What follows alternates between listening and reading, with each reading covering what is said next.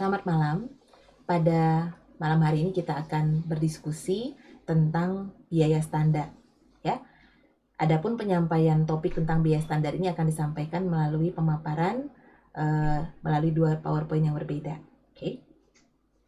Biaya standar atau penetapan dan analisis selisih. Kita masuk terlebih dahulu kepada pemahaman ataupun konsep standar secara umum, gitu ya. Nah, standar itu merupakan tolok ukur ataupun norma dalam pengukuran kinerja. Jadi ada standarnya, gitu ya. Nah, standar itu harus dirancang untuk mendorong efisiensi operasi di masa yang akan datang. Bukan hanya pengulangan atas operasi masa lalu yang kurang efisien ataupun yang tidak efisien. Oke.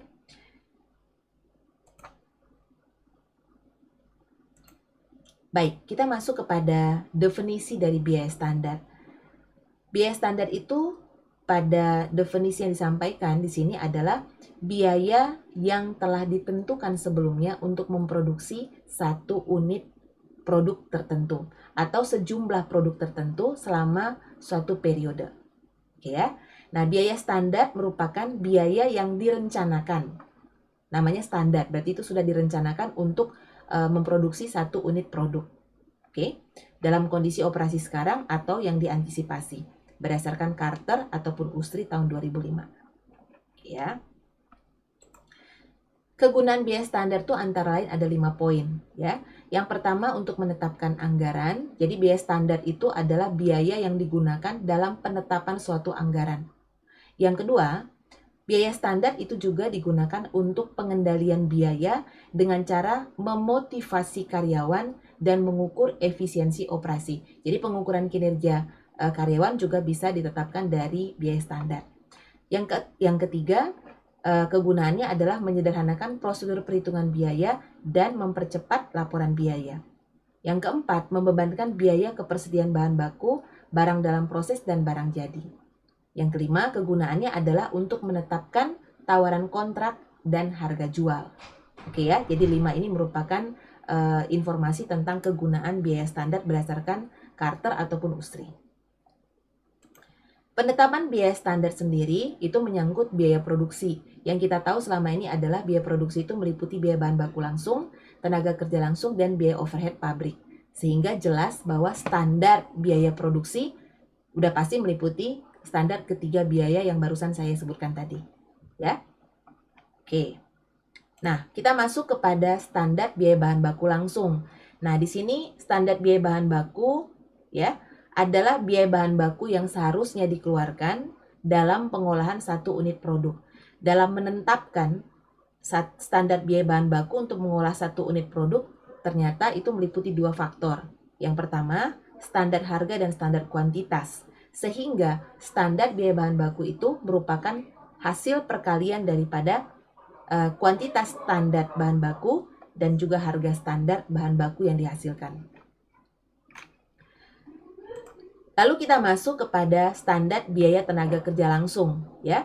Nah, jadi definisinya itu adalah standar biaya tenaga kerja langsung itu adalah biaya tenaga kerja yang harusnya dikeluarkan ataupun yang terjadi dalam mengolah satu unit produk.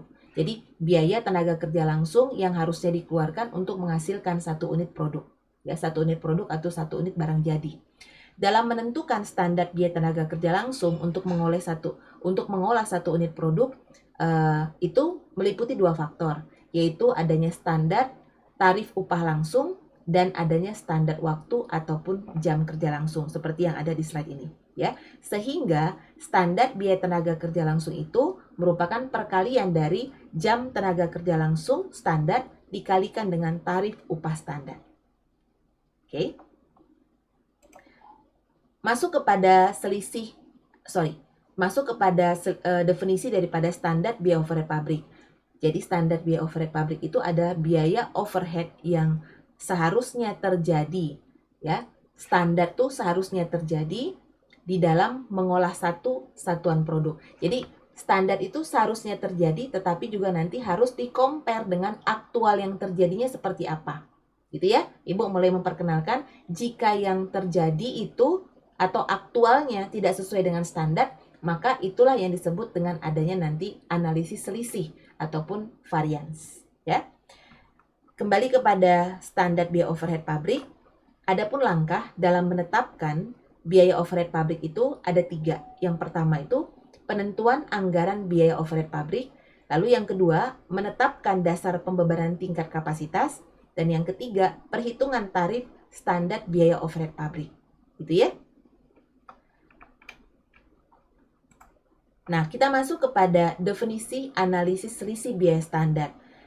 Jadi di sini selisih biaya produksi standar itu dilakukan analisis lebih lanjut, ya.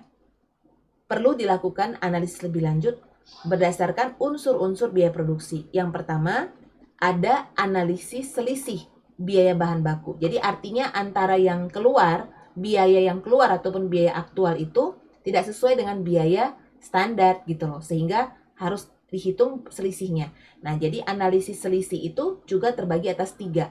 Analisis selisih biaya bahan baku, analisis selisih biaya tenaga kerja langsung, dan adanya analisis selisih biaya overhead, ya, atau biaya overhead pabrik. Nah, jadi kan kalau kita bisa lihat diinformasikan di sini bahwa tidak semua varian membutuhkan atensi daripada manajemen. Hanya yang signifikan atau yang tidak biasa yang seharusnya ditelusuri, ya. Tujuan investigasi itu adalah untuk mencari akar permasalahan sehingga operasi dapat diperbaiki dan ditingkatkan. Jadi kalau nggak sesuai, yang keluar tidak sesuai dengan yang standar, itu harus dilihat, dievaluasi. Kenapa yang aktualnya tidak sesuai dengan standar? Apa yang terjadi? Nah, kemudian dari temuan itu dapat dilakukan evaluasi dan koreksi terhadap selisih biaya yang ditimbulkan tadi. Oke. Kita masuk kepada analisis selisih biaya bahan baku, ya. Nah, definisi dari selisih biaya bahan baku yaitu adalah selisih yang diakibatkan karena terdapat perbedaan antara biaya bahan baku standar dan biaya bahan baku sesungguhnya. Jadi yang sesungguhnya ini aktual, ya. Standarnya misalnya 100, ternyata aktualnya 70, ada selisih kan? 30 ya.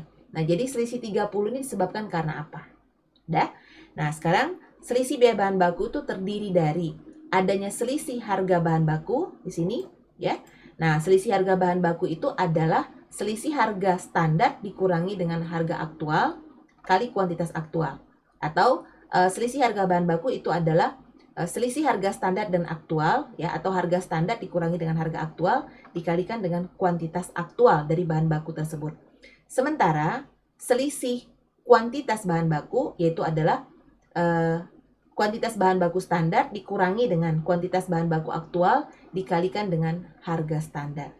Ya, kalau kuantitas itu selisihnya kuantitas tapi pengalinya harga. Sementara kalau selisih harga bahan baku selisihnya adalah harga tapi pengalinya kuantitas. Oke ya.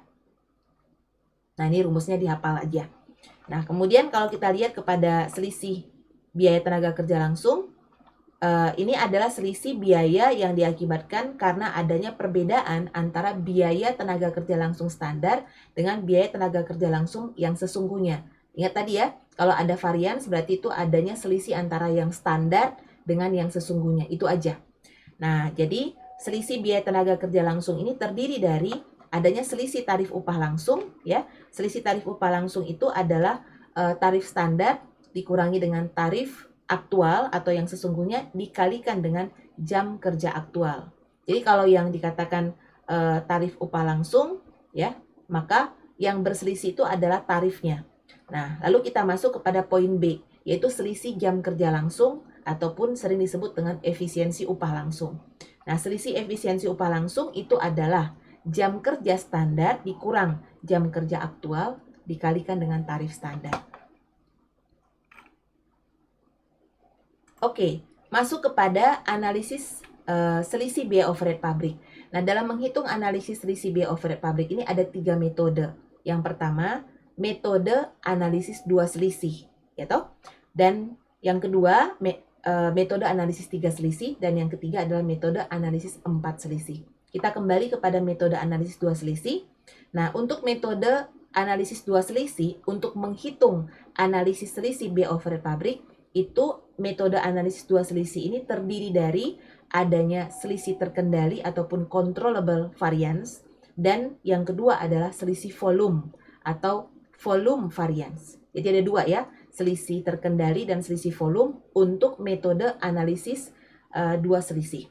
Sementara untuk metode analisis 3 selisih itu terdiri dari selisih anggaran ataupun budget atau spending variance, kedua selisih kapasitas ataupun capacity variance, ketiga selisih efisiensi ataupun efisiensi variance. Ini ada di sini ya.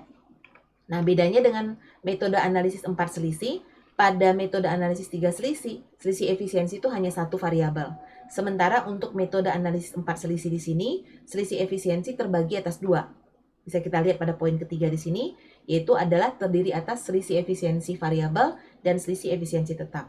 Maka di sini disimpulkan bahwa metode analisis 4 selisih untuk menghitung analisis selisih biaya overhead pabrik itu terdiri dari yang pertama, selisih anggaran, selisih kapasitas, selisih efisiensi variabel, yang keempat, selisih efisiensi tetap. Ya. Oke. Sekarang kita lanjut ya kepada yang disebut dengan namanya selisih komposisi dan hasil. Kalau istilahnya mix and yield variance. Kalau kita lihat di sini, mix and yield variance-nya, yield variance itu kalau yield itu imbal hasil ataupun return. Itu definisinya ya. Nah, spesifikasi standar bahan baku pada umumnya ditetapkan untuk berbagai tingkatan mutu dan jenis bahan baku. Lalu di sini dilanjutkan dengan adanya biaya komparatif, ya, ada perbandingan dari berbagai tingkatan mutu bahan baku. Jadi ada kualitas KW1, KW2, KW asli gitu ya misalnya. Nah, biaya komparatif dari berbagai tingkatan mutu dan bahan baku digunakan untuk menemukan komposisi bahan baku yang memuaskan. Oke ya. Dan perubahan seringkali dilakukan ketika penggunaan bahan baku yang harganya lebih rendah memungkinkan. Udah pasti kita mencoba menggunakan komposisi biaya yang paling hemat, tetapi memberikan hasil yang sangat optimal. Ya, harapannya begitu. Selain itu, pengurangan biaya yang substansial kadang dicapai dengan memperbaiki hasil dari produk yang baik. Jadi, untuk mereduksi biaya operasional ataupun biaya produksi, tapi harapannya hasil produknya jauh lebih baik, tapi dengan biaya yang lebih efisien. Ya. Nah, kita lihat ke sini, standar komposisi dan hasil bahan baku. Yang dimaksud dengan standar komposisi bahan baku itu adalah komposisi dari setiap jenis bahan baku yang seharusnya dikonsumsi dalam mengolah satu produk tertentu.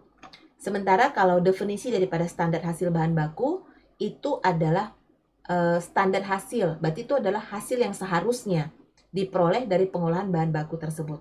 Jadi standar hasilnya yang seharusnya itu seperti apa, gitu ya. Nah, gambarannya begini. Seharusnya lulus daripada sarjana akuntansi S1 tuh apa tuh? Harusnya menguasai laporan keuangan. Minimal dia memahami dari menyusun laporan keuangan dari mulai transaksi sampai ke dalam bentuk jurnal ataupun ke dalam bentuk laporan keuangan. Dan memahami setiap prosesnya itu, baik itu sampai kepada jurnal pembalik ataupun closing entry juga nantinya. Gitu ya maksudnya. Nah, sekarang kita lihat kepada slide berikutnya. Mix variance atau selisih komposisi.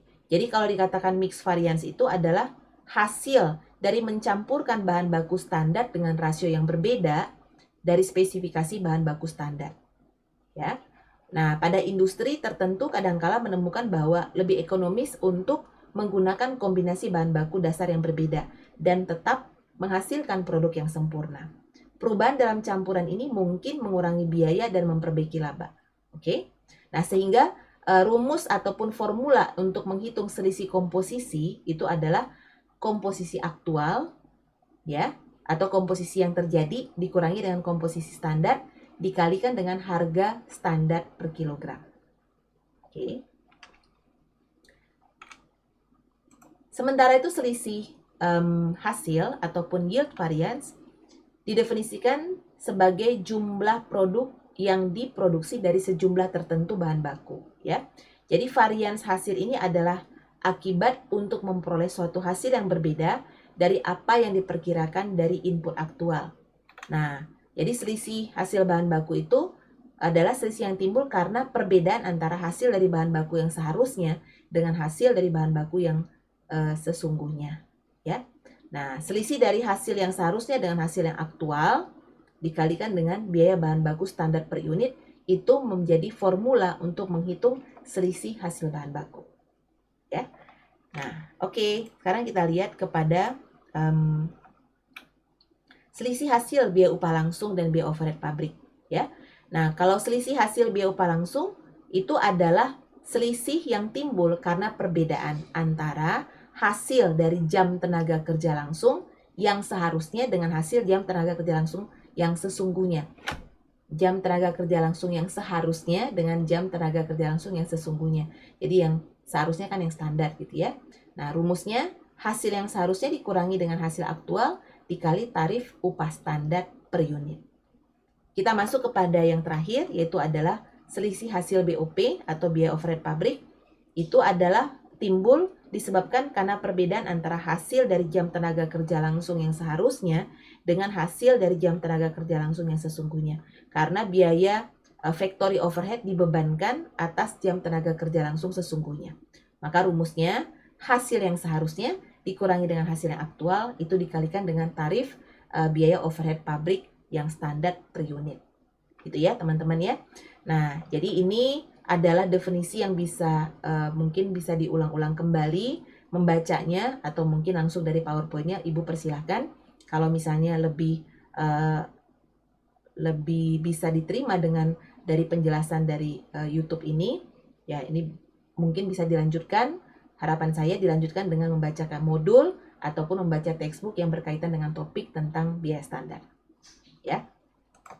Terima kasih atas perhatiannya dan kita akan ketemu lagi pada video YouTube berikutnya.